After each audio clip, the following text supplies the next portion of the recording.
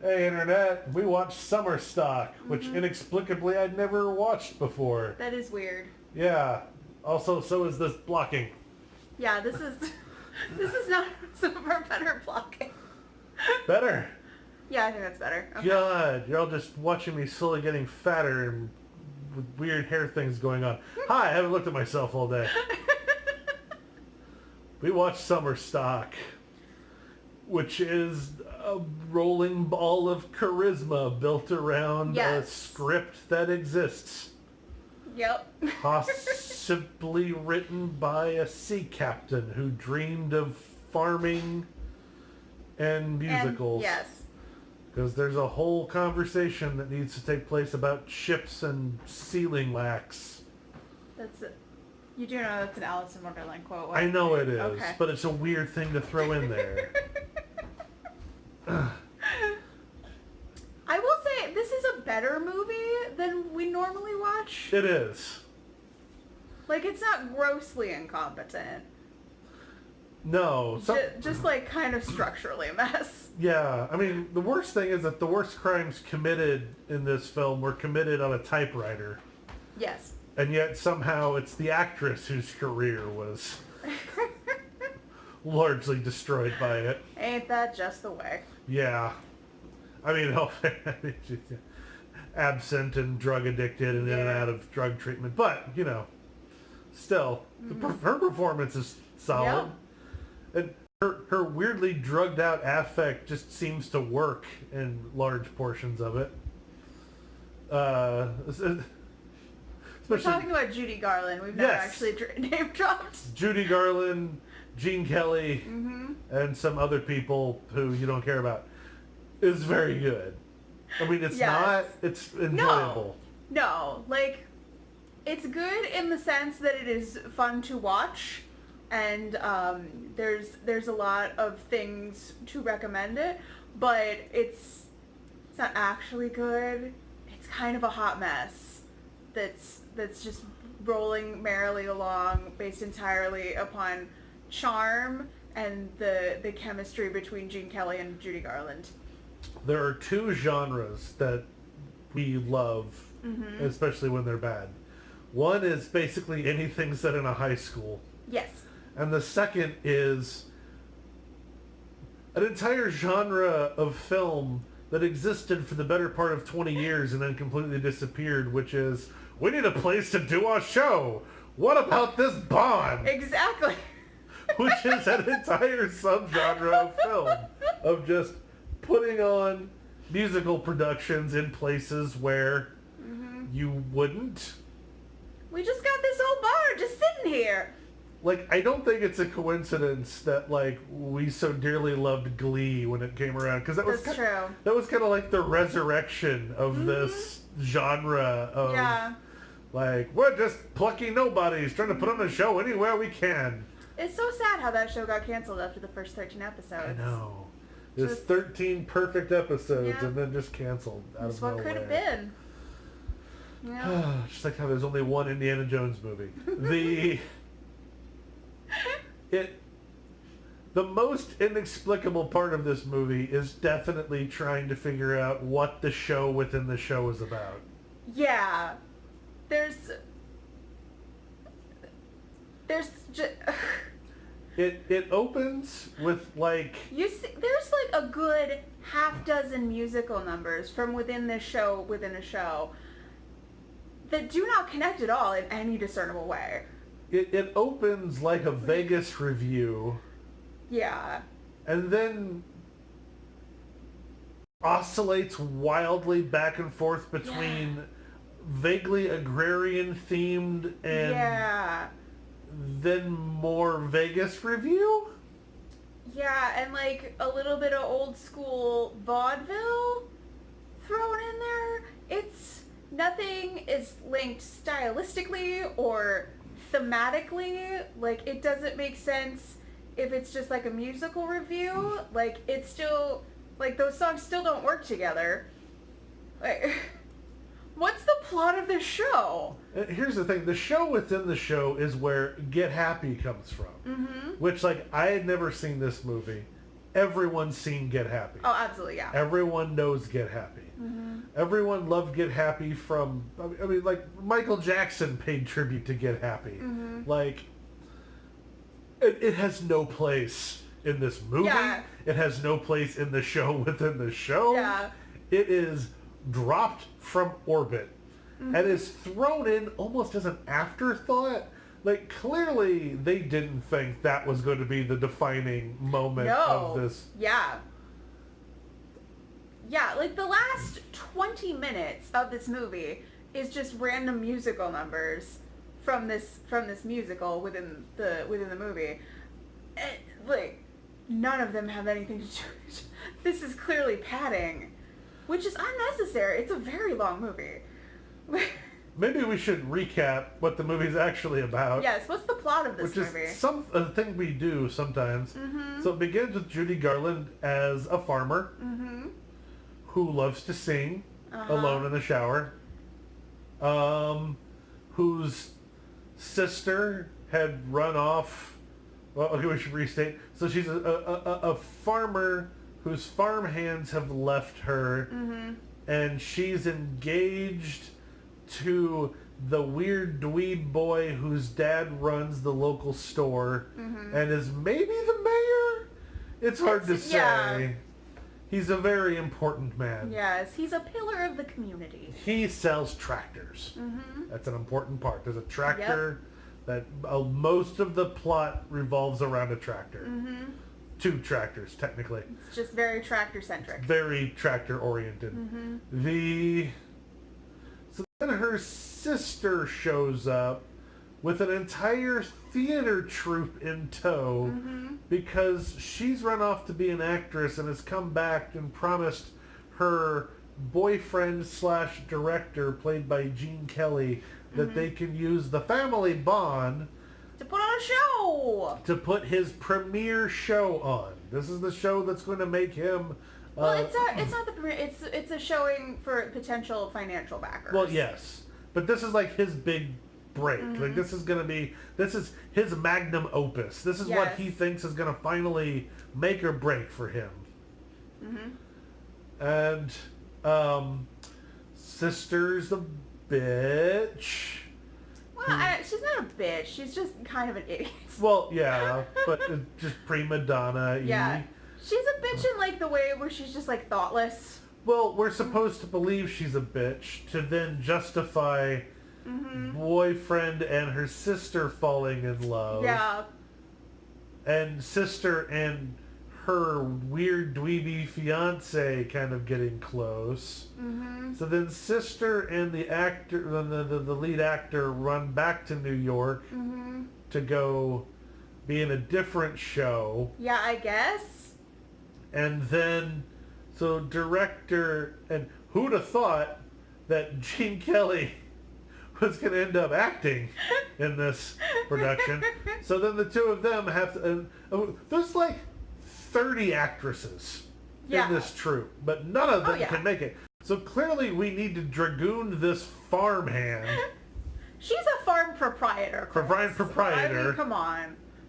She owns this farm. Yes. It's not doing great. She's not running it well, I don't think. She's an okay farmer. She's in an ocean of debt, it sounds like. She might be a bad farmer. She's at least a tractor in debt. We know this much. Yeah. And so then she has to star in the show, and the fiance decides the best way to keep the show from going on is to go back to New York. Yeah. Quote, look all over New York and find her. Again, there's no cell phones, and she didn't leave a forwarding address. So he knocked on every door in the city of New York. I guess. And found her in a day. Yep. To bring her back, but gets there after the show is almost done. And like, as a young lady in New York, she keeps a purse full of wrenches, we assume. Yeah, that's what the sound effect sounds like. Which she uses to knock out the fiance during a fight about, you are not going out on that stage. And she's like, yes, I am. I'm born to be an actress, it turns out, because I'm a better actress than a farmer. Yeah. And then they go do one more number, which has gone back to being agrarian themed. Yep. Curtain. Yeah, nothing is resolved. Like, some other stuff happens, but, like, that's the main thrust of the plot. There's like 40 subplots, and they're mostly inconsequential. And the subplots are all there only to almost justify another tap dance scene. Yeah, basically. A lot of tap dancing. Mm-hmm. This is not a tap troupe. Mm-hmm. The director just happens to be Gene Kelly. Yep. So we have to have a lot of tapping. Okay, so I have a question for you. I can't answer it. Why is this movie called Summer Stock? I told you I can't answer it. I was waiting for that to come up. No summer stock happens in this movie. Like, summer stock is a thing. Like, it's a specific thing. It does not happen anywhere near this movie. It's also set in the spring, so who knows? Is it? It's planting season. No, I thought the planting was already done, and Was like it? the harvest was gonna come in soon. Well, then it's set in the fall. Yeah, I thought it was like late summer. Who knows? Yeah. There's no summer stock. No, there was a calendar at the beginning, and it said June. Oh yeah, it did. But there's still no summer stock. Yeah. It's just summer. Mm-hmm. So is the stock... Livestock? Yeah? We did get a lot of cow reaction shots in this movie, which I enjoyed very much. A surprising number of cow reaction shots. I mean, I don't know if it's that surprising. There's an entire act of this film is dedicated to milking cows. Yes. Because the theater troupe has to help do chores on the farm. And hilarity ensues. And they're quite poor at it. Mm-hmm. And see, the plot of this movie is that Judy Garland Mm-hmm. is an experienced farmer who's going to teach these young upstart Yes. actors how to do manual labor. Yes. And then they are going to teach Judy Garland how to act. Yep. There's a lengthy scene in which Gene Kelly explains vaudeville to Judy Garland, and it's just a lot. There's no... What's the expression he used? Was it yucks or... Hokum. Hokum. Mm-hmm. No hokum in this show. He explains hokum extensively. Yes. And then... yeah, there's extensive scenes of them trying to teach, again, Judy Garland how to dance. Yep. I do think casting her as a novice gives them some room to work with her Yeah. not being on top of her game. Yeah. She was in a bad place while they were making this movie. There's one scene that was clearly filmed at a very different period because they're... Mm-hmm. I don't want to shame anyone, but there is like a 25-pound weight fluctuation Yeah. that occurs at various points. Mm-hmm. I gotta say, she looks good with the weight on. No, And she like looks like contemporary reviews. fragile Yeah, no. when she's at the low end. Yeah, no. Like I read like contemporary reviews of this, and they were all like, oh, good, Judy Garland looks healthy again in this Yes. movie. And then there's one number Like where she looks much better with the weight on. yeah, there's one number where she's like, No, you. probably 2 digits, and it's frightening. Yeah. She's in a bad place. Yeah. They spent 6 months filming this because she's in and out of Yeah. inpatient rehabbing going on. The fact that this movie exists at all is kind of incredible.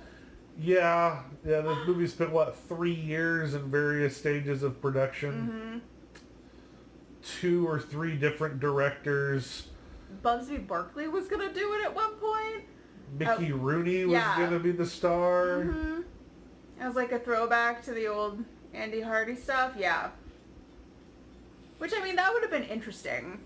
I don't know if it would have been as good. It's hard to say. I mean, it's not good, but Yeah. it's very enjoyable. Yes. Like, everything good about it seems to be, like, somewhere between a mistake and a force of will. Yes. I feel like everyone involved in every shot of this film started off by saying, what have I done? Yeah. What is this? What are we doing? This movie cost $2.5 million Yikes. in 1950. Mm-hmm. But it made like 4. Like, it did bang. Gene Kelly was at the top of his game right Yeah. here. When Gene Kelly was in this movie as a favor to Judy Garland. Mm-hmm. Yeah, I'm guessing that favor was, oof. They never worked together again, did they? I can't think of anything so else. after this. Yeah. Yeah. If I was Gene Kelly at this point in my career, I'd get talking to this. Which, by the way, at some point we are going to do Invitation to the Dance. Invitation to the Dance. Now, I will say, I do think that Judy Garland is the only actress that Gene Kelly ever worked with that he actually respected. Which is not the fault. That's squarely on the shoulders of Gene Kelly. I think he had some respect for those Russian children. Like, I don't know if respect is the word for it. I don't know. He, liked the way they dance and, enjoyed Yeah. their inability to speak English and fill out police reports. But yeah, I'm just saying there's a lot of legends and stories around Invitation to the Dance. Yeah. In which he is the only English-speaking person in it. It's That's not fair. There's also a cartoon fish. I still haven't seen it. I just know the legend of this movie, where he finally decided that there was no one in the English-speaking world worthy of keeping up with his dance, and only Russian ballerinas will do. No, we almost did that one tonight, but we thought it might be sad, and after the room, we really needed a win. Yeah, at some point we are also going to do Xanadu, which is the most tragic film ever made. It might be, yeah. Like, doing like the last films of famous filmmakers is always like... Yeah. Like, sometimes they get to go out on a triumph. Sometimes you play the sad old man in a weird roller disco. And sometimes you voice a cartoon robot. I was exactly thinking of Orson Welles, yes, whose last film was Transformers.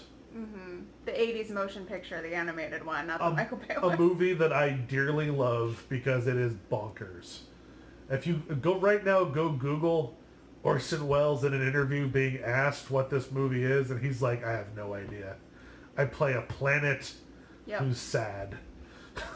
Yeah. He had no idea what it was. It's nearly as good as his commentary on Gallo wine. Okay, but summer stock. What haven't we covered? The tractor. There's a very important tractor. She gets a tractor on loan from her to-be father-in-law. Mm-hmm. The actors wreck the tractor. Their actors buy her a new tractor. Yep. Well, no, Gene Kelly pawns his station wagon. Which you cannot buy a new tractor for the price of a used station wagon.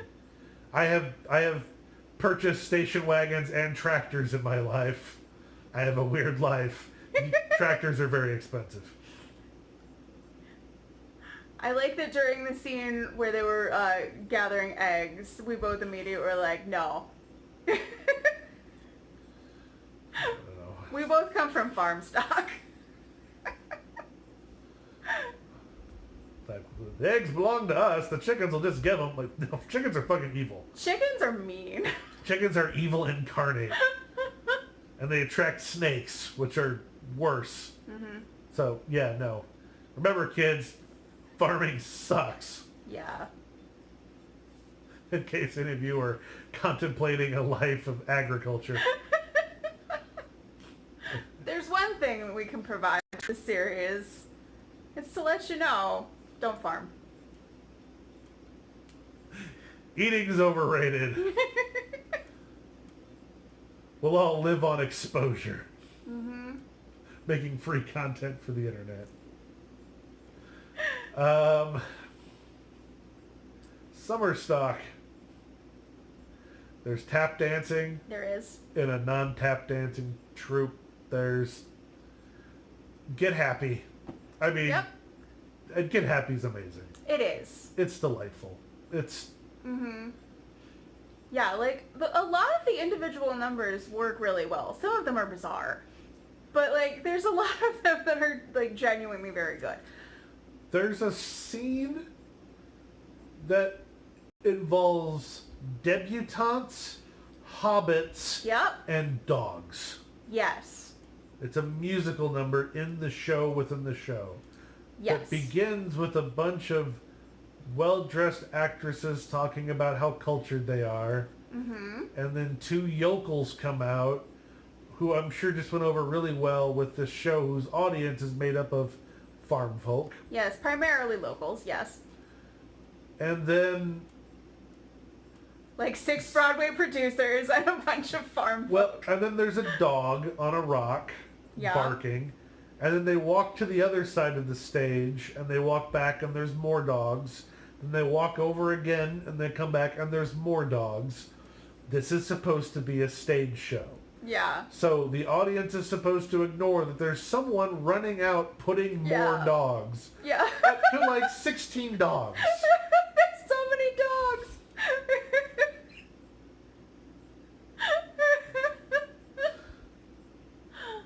Oh, man.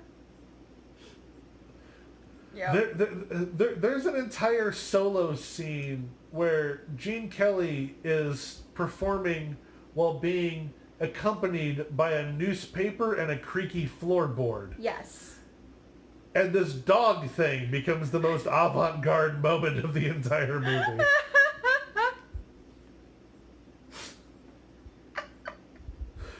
But, like, I guarantee you, the dude, Gene Kelly's, again, accompanying himself with literally just a newspaper and a creaky floorboard and nothing else. It's impressive. It has no business being in the movie, but it's cool. My theory is that he shot it himself after hours and, like, demanded that had to be in the film. God, he would do some shit like that, yeah. In the end, he stops short and begins reading the newspaper like it's going to be a plot point and never addressed what he's reading.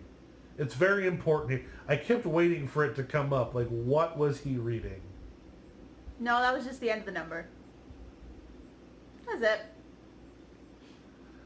Again, everything that really doesn't work about this involves the show within the show. Yes. Because, like, the plot surrounding that show within a show, like, that's all pretty straightforward. Yeah, very simple. Nothing's resolved. Yeah, like some basic musical rom-com shenanigans.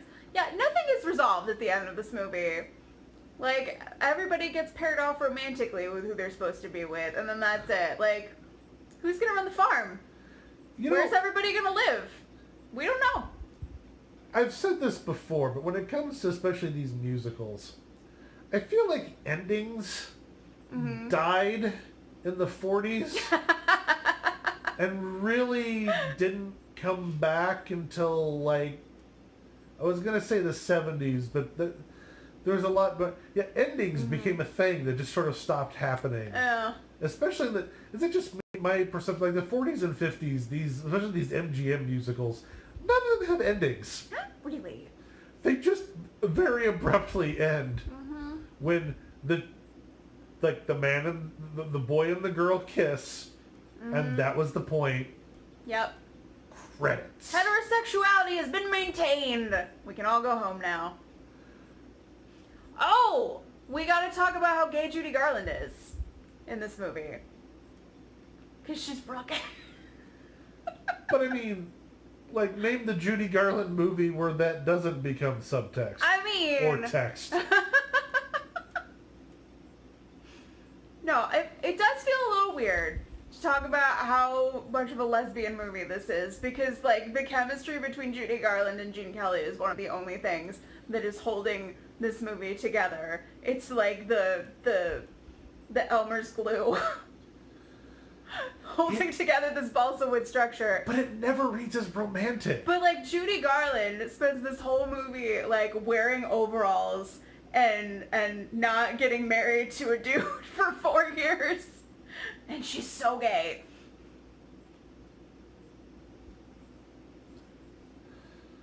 The chemistry with her and Gene Kelly is very real, but it never reads as romantic to me. Yeah, they were very good friends in real life. Yeah, but like even on screen, like between the two characters, it reads as like, hey, I have a lot of respect for what you do. I like what you bring to the table. Yeah. And like the only time their chemistry feels unnatural is the 2 times they kiss. It just seems very awkward. He loves making out with her little sister. Yep. Oh yeah. But I will say, like in my limited experience as an actor, it's real weird to have to play romantic scenes with people you have been friends with for a very long time. Fair enough. But it's so much easier to play romantic scenes with people you have literally just met than with people you have known for years. Fair enough. It is known. But yeah, no, like there's not a it's not really lesbian subtext. It's just like how many signifiers I know can we throw in? Yeah. Like the Subaru Outback hadn't been invented yet. But that's probably what she would have drove to town. Yes. Which is why there should be a lesbian remake of this movie. I'm trying to think of a joke of like, oh, clearly it has, but like, no, it hasn't. Someone should make this. Yes. I mean, it's the kind of movie that is prime for a remake anyway, because it's like there's a lot of good things in it, but it's not a good movie. Who stars in the Lesbian remake? Okay. Who's the director and who's the farmer? Okay. This is a good question. Oh, man.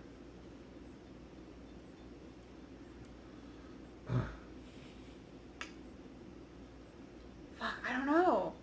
I'm really bad at this casting game. Okay, like the weird friend that crashes the tractor, I feel like that's a Rebel Wilson role. Oh, definitely. Yeah. Sitting there to be... That's definitely Rebel Wilson. I'm trying to think. Actresses late 20s who I know can sing. Here's the question. Do you remake Summer Stock basically just using the cast of Pitch Perfect? I mean, you could. I mean, yeah. Anna Camp would be kind of great in the sister role. That's exactly what I was thinking. Yeah.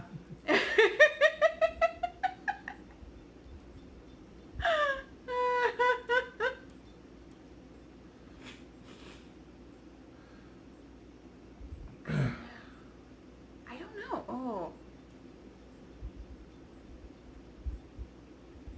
I'm not sure. We don't have like a modern Judy Garland is the thing. Like that's such a very specific type.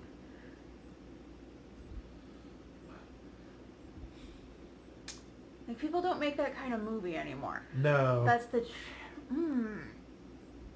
Maybe...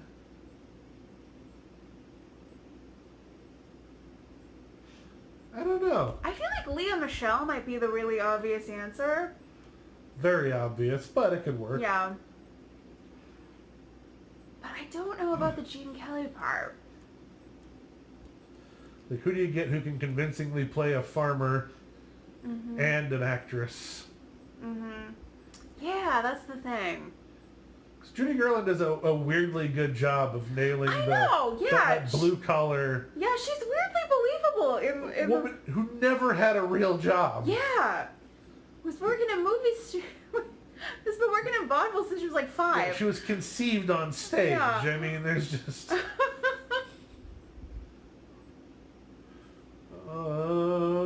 See, I thought this was going to be fun, but it's just turning into a total roadblock. Yeah. Do you just have to, like, make, like, the weird CGI Judy Garland? No. Clearly use the CGI Carrie Fisher. Jesus. Oh, you haven't seen Rogue One yet? No.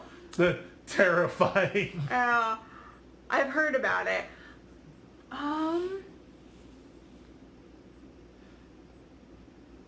Oh shit, does Rachel Bloom play the Judy Garland role? Yes. Or the director. Oh. You could kind of slot her into either one. Does she play both? Romancing herself. They're separated twins who fall in love. I think she'd be down for this. This took a very weird turn. No, okay, no, we can do this. We can do this. We can make this happen. Bloom might be like the latter day. Yeah. No, I like Rachel Bloom in the Judy Garland role, but I don't know who plays the Gene Kelly role still. Yeah. Oh man. See, now we have to figure this out because it's gonna bother me. Shit, who plays Oh, the Gene Kelly role? Why am I so bad with actors? I don't know, but if you give me clues, I will be able to tell you who you're thinking of. Well, like, tragically, the first thing that still comes to mind is still Princess Diaries. Oh, Anne Hathaway? Anne Hathaway. Oh, Anne would be good in that role. Maybe, yeah. I can see Anne Hathaway doing that. I mean, part of me just wants to throw Aubrey Plaza in there somewhere, but that's what I always I know. say. So... Aubrey Plaza would be very good. Did you see that Legion scene, the dancing scene? No, I haven't seen anything from Legion yet. God, she always surprises you. It's like, oh, that's a damn good dancer. I like Anne Hathaway now.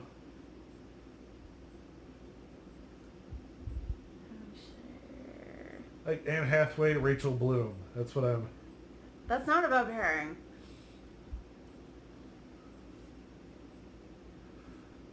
No. I'm loving this movie idea now. I know. When will we get the lesbian remake of Summerstock that we so richly deserve? I do want to make a lesbian remake of every movie, though. This is just a thing about me. We can quickly mention my theory that this movie is the prequel to Oh, that's Footloose. right. Yeah. Halfway through the movie, how do we forget to mention this? Halfway through the movie, they've been rehearsing this play in this barn for an act and a half now. Mm-hmm. It is established that there is a law against, and I quote, any kind of theatrical entertainment within the city limits of this town. That has been on the books since 1694. Yes. So the Dutch enacted that law.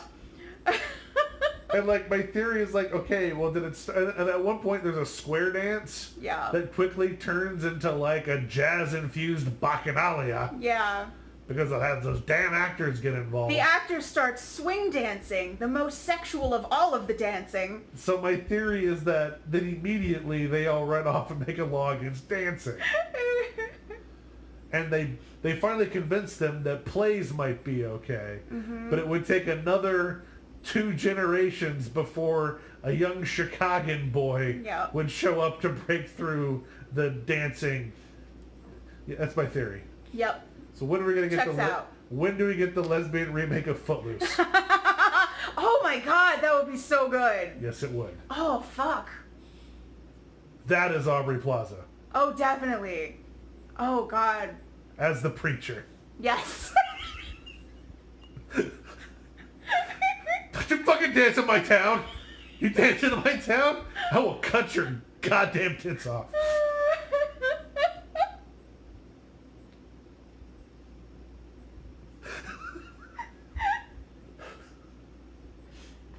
No, for real though, who stars in the lesbian remake of Footloose? Okay, here we go. Oh shit.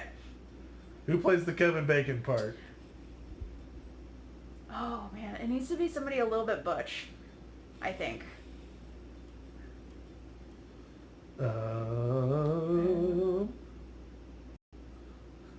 Shit. At what point do you just yell out Kristen Stewart? Kristen Stewart would be really good in that part, but she's too old now. Yeah, but she still looks like That's 14. true. Yeah. It's like a Kristen Stewart type. Or we wait a few years and cast Millie Bobby Brown.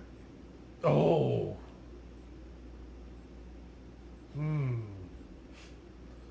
Trying to think, who would you put in a new Footloose? I know. I don't know any teen actors at the moment. Hey teens. Yeah. Hey teens. Hey Generation Zs. Who do you like? Any of you?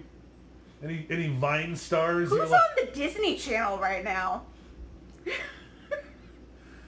I mean, sadly, I watch way too much of the Disney Channel, but I can't think of any of them that would jump out as... I know Dove Cameron is a person. Actually. She might actually be good in the female lead of that. Yeah. Like the... God, I can't remember that girl's name. Like the actress or the character. Which one? Like the main girl from Footloose. Oh, yeah. Like she would be good at that. Who plays the preacher? John Lithgow again. Are we just going with the all, like the whole town is just like God-fearing lesbians who are...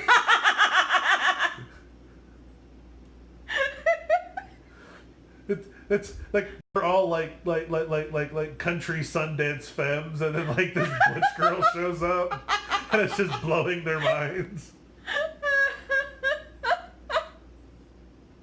Like none of them have ever seen a leather jacket before. Oh my god.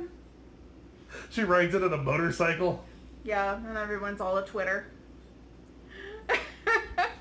She also teaches them about Twitter. Yeah, Yes. it's a whole... Mm-hmm. There's a whole subplot about Snapchat. The It's preacher comes out. It's a really backwards town. The preacher comes out to find her wife, like Snapchat. No. Everyone in the Instagram movie is a breakfast. lesbian except Yes. for the preacher, who is John Lithgow.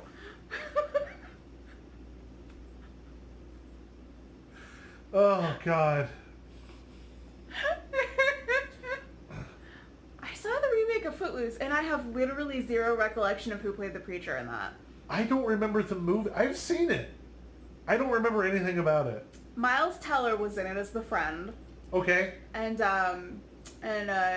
Juliana Hough played the girl. If you told me Kristen Stewart was in that movie, I'd believe you. I don't remember anything about it. It is thoroughly unremarkable. Mm-hmm. It's like the only thing I ever wanted to compare it to was the remake of Fame, and that's not a compliment. Yeah. Because I still maintain that the remake of Fame is the most unnecessary. We've really gotten off track here. Not more than usual. We can make a whole episode about how much the remake of Fame. I never saw the remake of Fame. It's like this thoroughly... Because I love myself. Yeah, well, I watched it on a cruise ship. Okay.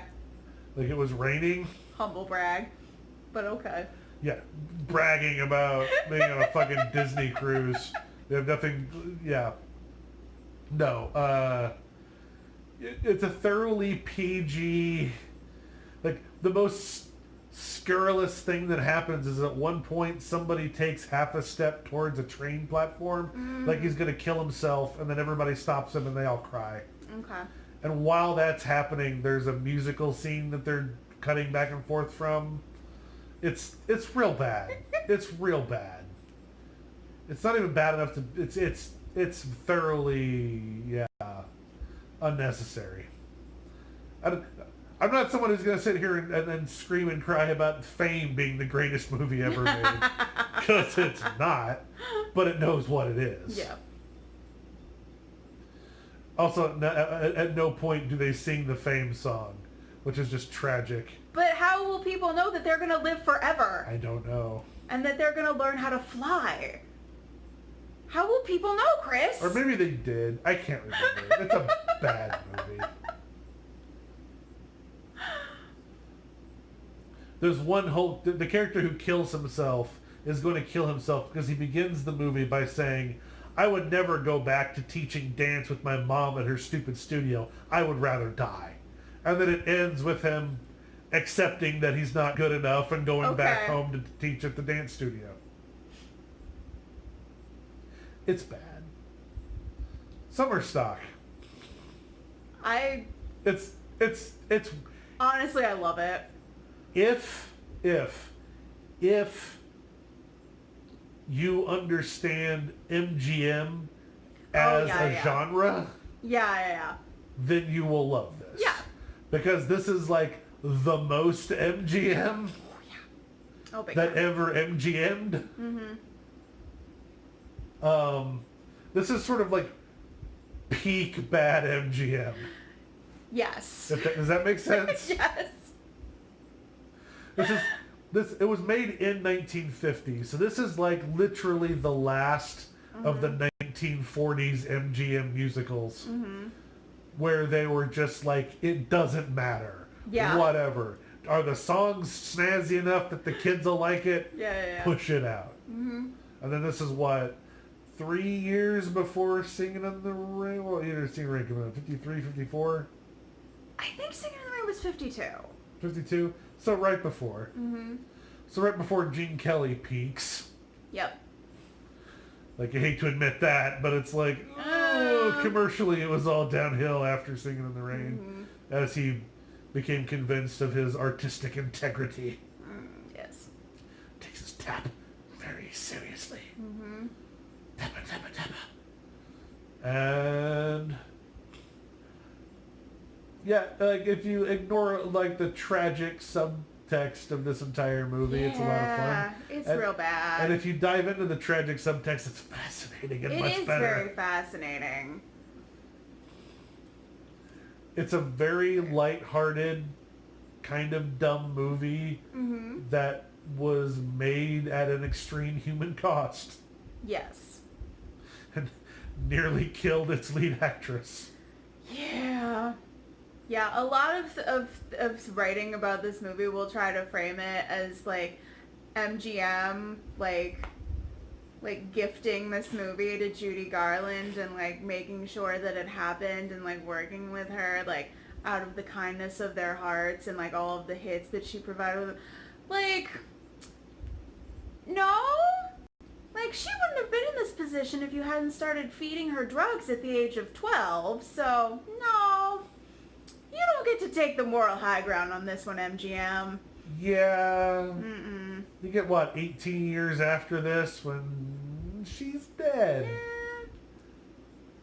She's, you know... yeah. Not saying that she's got, like, a 1,000-yard stare going on in this film, but Sarah was convinced that she was in her early 40s when she made this, and she's actually, like, 28. Yeah. I mean, she looks good. Yeah. But she looks like a really good, like, late 30s. Yeah. She's 28. Yeah. And, like, I'm a hard mid-30s, so I'm not throwing too... No. too and much you've looked like this for, like, at least the past 15 20 years, yeah. yes. It's, yeah. And meanwhile, there's a portrait of me in my attic getting older. No, I am that portrait. That's right, we did establish this. Thank you for giving me your energy so that I may remain youthful. Somebody's got to put it to good use.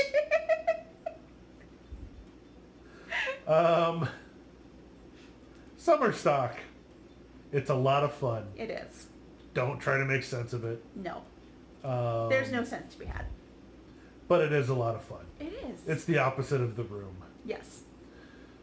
No, like, that's the thing about these, like, 40s and 50s big studio musicals. Like, you just kind of have to go with it. You have to like the genre. Yeah. It's like Westerns.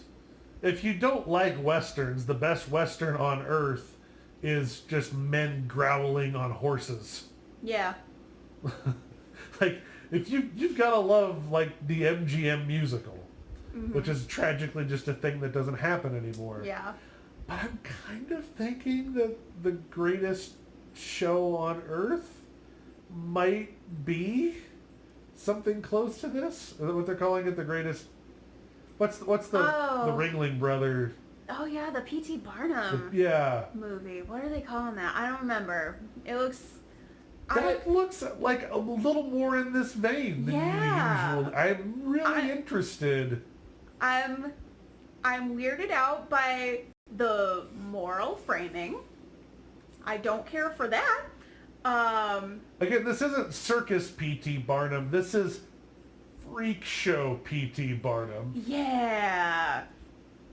It's... Yeah. But... There's... If you ignore the morality of what was actually happening, the movie looks fun. Yeah. Like, I'm intrigued by that. Like, I don't want to plant my flag now. No. And have it turn out to be a complete travesty. Yeah, that's one that could very easily go either way, but yeah. But it's got, like, thank God people are giving Hugh Jackman song and dance work again. I know. Oh my God, yes. Wolverine is dead. Finally, Logan's amazing. Go see Logan. It's great. But that's dead now. And unless they make a Wolverine musical, which I am all for. I would love that. Hugh Jackman needs to sing and dance. It makes his heart beat. It makes him happy. It makes me happy. Yes. He's a song and dance man. They're finally giving him a song and dance movie again. That's true. Wait. X-Men musical. Putting it out there. Someone make that. Because no. Well, you've put it out into the universe, so now The Secret will take care of it. Okay. I never read The Secret. I think that's how it works. Do I have to make a vision board? Yeah, I think you might have to make a vision board. So we'll get some glue sticks and some collage supplies. I would actually love to see McAvoy playing Xavier in a musical X-Men. That would be great. I would be into that. Who plays Scott? Better question, do you eliminate Scott entirely? Or make him the villain?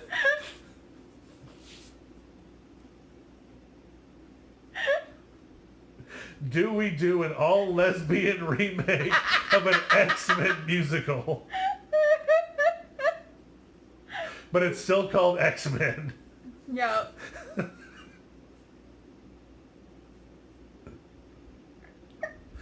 Do you just do an all-female reboot of X-Men just to piss off the internet full of dude bros? I mean, that's a worthy goal in and of itself. So yeah. I like this plan. Somebody get on it. Lesbian remakes of everything! All IPs, they're about lesbians now! All your childhoods belong to us. Anything else about summer stock? No. I do think my lesbian runaway bride idea is very good. Well, yeah, you've been throwing that one out there for... I'm a little shocked no one's made that one yet. That seems like such an obvious thing. Why don't I want to go through with these marriages to dudes? I sure don't know, Julia Roberts. Why not? Does it still start Julia Roberts? No. Yeah. No. Wait. Who plays the new Runaway Bride and the lesbian Runaway Bride? I suggested Ruth Negga for The Reporter, and I'm standing by that. I think that's very good, but I'm not sure about the Runaway Bride. There's, like, Julia Roberts is weirdly in the same camp as Judy Garland. Like, there's not, like, a Julia Roberts type isn't a thing so much anymore. Because rom-coms are very different now than they were in the 90s. Better. They're better now? Yeah. What? That's insane. That's an insane thing that you've just said. Do you remember most of the romantic comedies of the 90s? I watched every romantic comedies in the 90s. So did I. Because I was a weird kid and I had access to a Blockbuster. And then most of them are complete fucking garbage. Like, sure, you get When Harry Met Sally, but... That's an 80s rom-com. That was 80s, yeah. It was late 80s. Mm-hmm. Yeah, no, the 90s become typical, like, no, 90s sitcom, like, One Fine Day. Come on. I'm not talking about One Fine Day. What's a good rom-com that's happened, like, lately? The Big Sick. I have not seen The Big Sick It's yet. amazing. It's one of my favorite movies. And that's one movie, and that's an indie movie. I'm talking about, like, big mainstream rom-coms. What's the So-and-so Need Dates? No, that's a gross-out movie. That's not a rom-com. But that's what rom-coms are now. Yeah, that's why I don't like them. I like them. I like these better than 90s rom-coms. No. Like 80s rom-coms were, like... I feel like they used up a lot of the ideas in the 80s, and then the 90s were just like... No, I'm pro 90s rom-com because they're very weird. And also very small. Like, sometimes magic would just show up for no reason, and I'm into that. Quite often. And also, like, no one makes rom-coms that take place in small towns anymore, and I miss that. I don't care. Like, the 90s were a shit time for media. Can we just... all y'all with, like, this 90s nostalgia bullshit? No, the 90s were bad.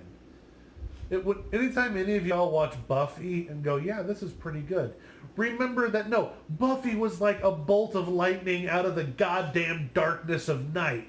It was like, oh my god, there's a good thing on television. And there was one. There was one good thing on all of television in the 90s. And that's why we're all obsessed with it. By modern standards, yeah, it's pretty good. By the standards of the 90s, no, it was the only thing worth watching. Friends. Fuck you. Fuck Friends. It was never funny. It was never good. Full House. Why people like Full House again? It was never funny. Never funny. It's okay. No, I don't know who plays the Julia Roberts role.